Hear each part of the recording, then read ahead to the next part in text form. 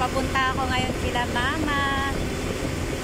Maulan-ulan nga ngayon, kaya medyo mahina lang ang ating patakbo dahil madulas ang daan.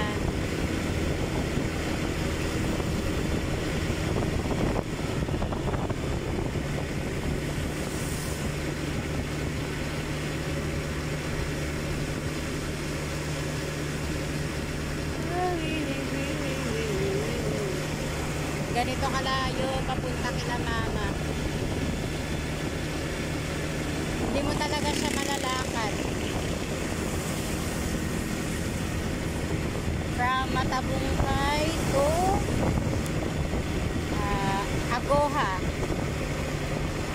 Nasa Puting Kahoy na siya.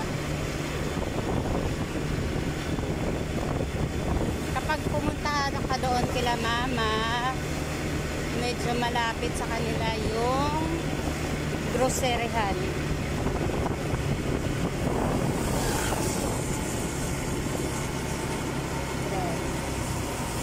Ayan yung Mase, tapos nandoon yung Dali. Ayan. So, hinay-hinay lang tayo sa pagdadrive dahil mahina lang talaga ako mag-drive. Mabagal pala. Malapit na tayo kila mama. Walang cut to para makita ninyo kung gaano kalayo papunta kila mama.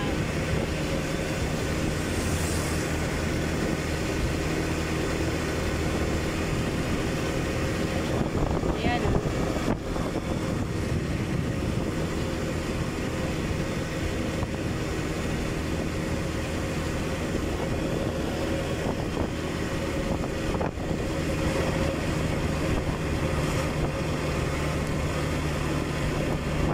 Tapos dito dati, counterfield yan. Pero ngayon, wala na. Kaya ginawa nila mama maisan. Ayan. Dito ay lupa pa yan ng ate ko. Ayan. Sobrang lapad. Walang nakatira. May isang tao. Ayan. Stock lang muna. Stock lang. So, ayan, malapit na tayo kila mama, guys. Wala tayong cut-cut.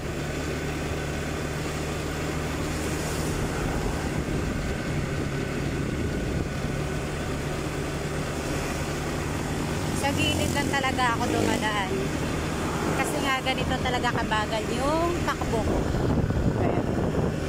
Magdadrive tayo ngayon sa kotse ni mama dahil bibili daw siya ng isda doon sa Balayan. So ngayon, driver na naman tayo ng Mother Earth at Father Earth.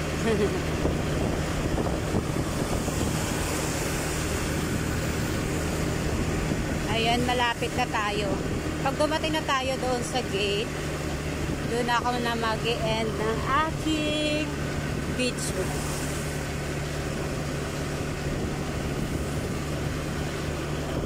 One hand lang pala yung gamit ko. Kasi yung isang kamay ko, nagda-drive ng cellphone. Hindi naman delikado dito kapag sa gilid ka lang talaga dumaan. Unlike sa ibang highway, diba? Ayan, nandito na tayo kila mama. Oh. Ayan, nandito tayo sa farm. Tayo ay bababa. Ayan.